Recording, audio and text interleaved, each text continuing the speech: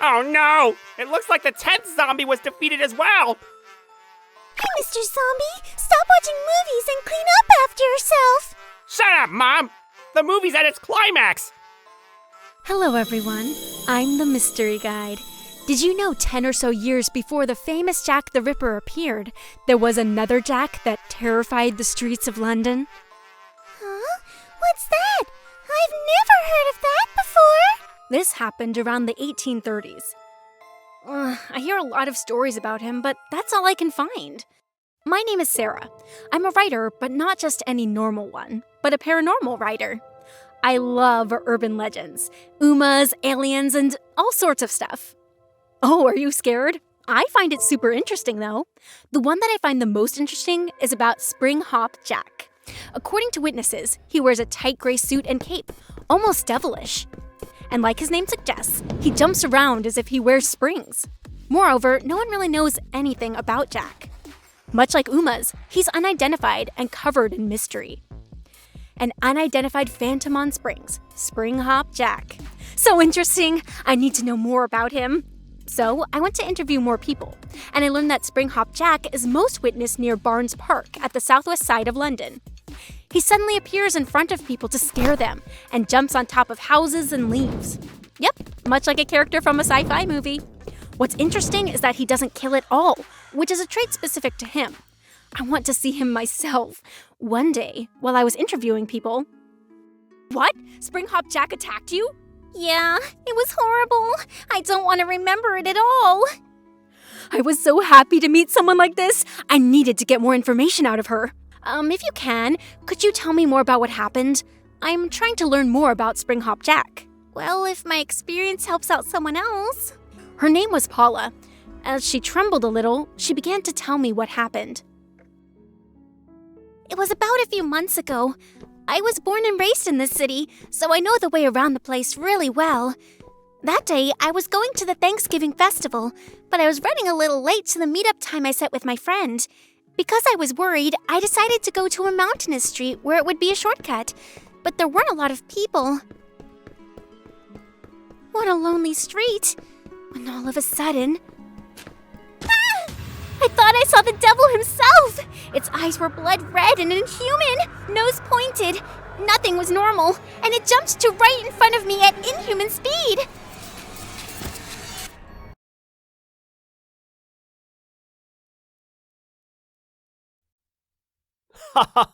What are you doing here, lady?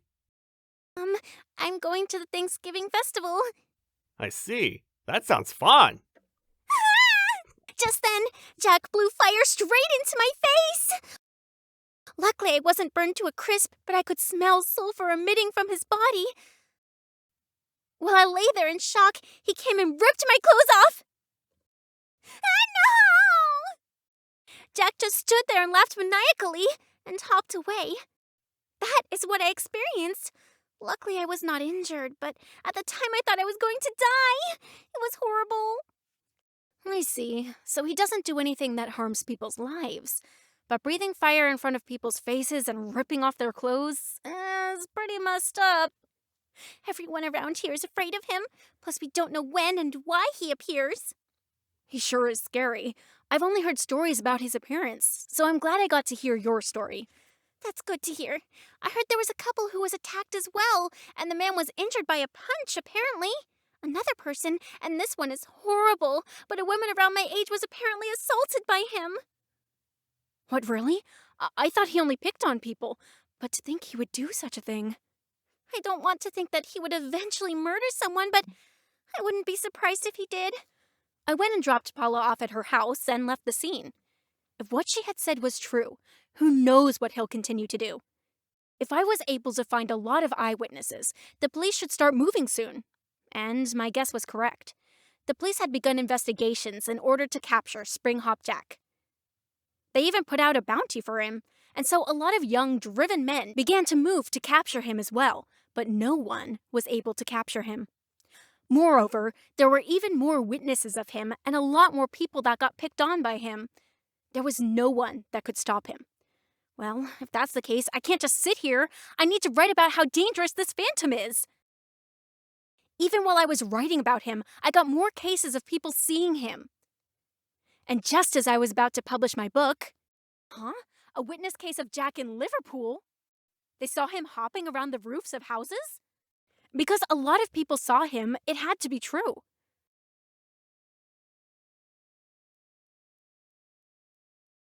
Got it, thanks.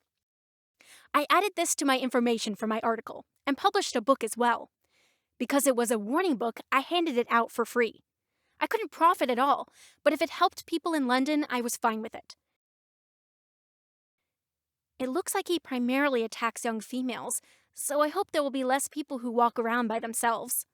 But witness cases of him stopped immediately. The bounty for him was dropped as well, and people soon forgot about the whole Spring Hop Jack case. It was rumored that he was a psychopath out to pick on random people, or a magician trying to sell his name and tricks, and some speculated it was a kangaroo. I get a kangaroo can jump really high, but it can't breathe fire, right? Well, I'm glad there aren't any more victims of him, but it still interests me to this day. I still wonder what that was. Was it actually the devil? Likely not. It was probably some psychopath. You are!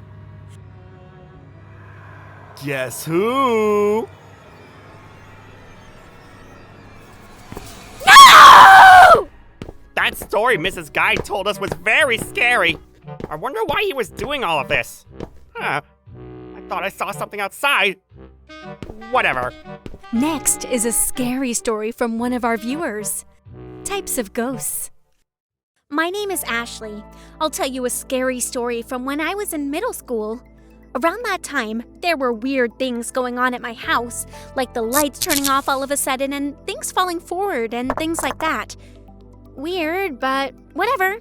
I didn't think about it that much because it didn't bother me. But one night... I suddenly woke up, but my body would not move at all. Oh no, so this is sleep paralysis. My body began to gradually go back to normal, so I was barely able to get the remote for the lights near my head. Yeah! When the lights went on, I could feel my body go back to normal. Oh god, that was scary, to think I would experience sleep paralysis. It's 3:11 a.m. It's so late at night, I'm still super sleepy. So I went back to sleep. The next night, sleep paralysis again. I turned on the lights again, and the paralysis stopped as well, and checked my phone. 3:11 a.m. again? What a weird coincidence. This continued on for the week, and the clock would always be at 3:11 a.m. Something is definitely off. I need to talk to her. That person was a friend of mine who had a very strong sixth sense. Her family all had a strong sixth sense, and hers was so strong that she could see ghosts. Okay, is it okay if I visit your room then? Of course. I brought her to my room, and when we entered, she said, "Yep, there it is. It's a small boy." No way. But it's okay. He isn't harmful, he's just lonely. He just wants to play. But if you respond, he'll increase his activity, so the best thing to do is just ignore everything. Okay, got it, but I wonder why it got to my room. Hey, do you regularly talk to yourself? Yeah, constantly. When I read comics or watch TV, I always mumble on my own. That's it. I think the small boy thought you would be able to talk to him. However, even after this, the lights turned on, things fell, and even posters that were well put on fell, and even things dropped off tables as well, for 3 weeks. I need to ignore it. All of it. But one day, I think the small boy gave up and everything stopped once and for all.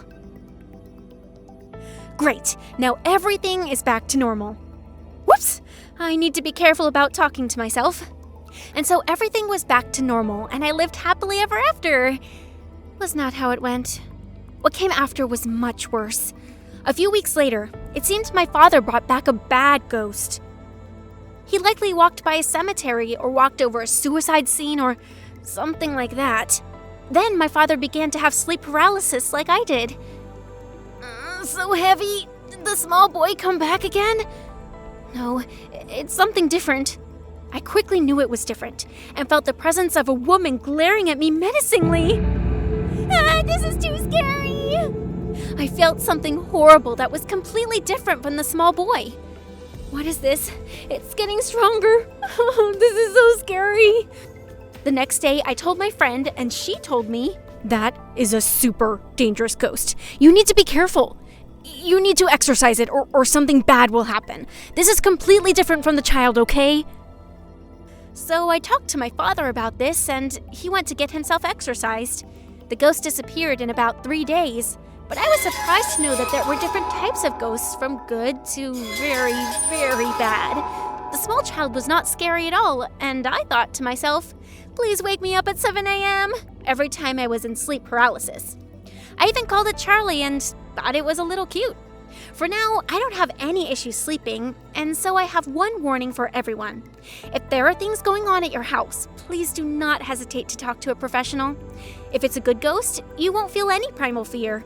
If you feel that it's scary, it's likely a bad ghost with bad intentions. If you leave it as is, then who knows what will happen to you. I don't have any sixth sense, but I get the importance of having one. Huh? You don't have the sixth sense, but you're already a ghost. Thank you for sharing your experience with us, Ashley. Please like and subscribe to our channel to become part of the Kuroneko family. We'll see you in the next video. See ya!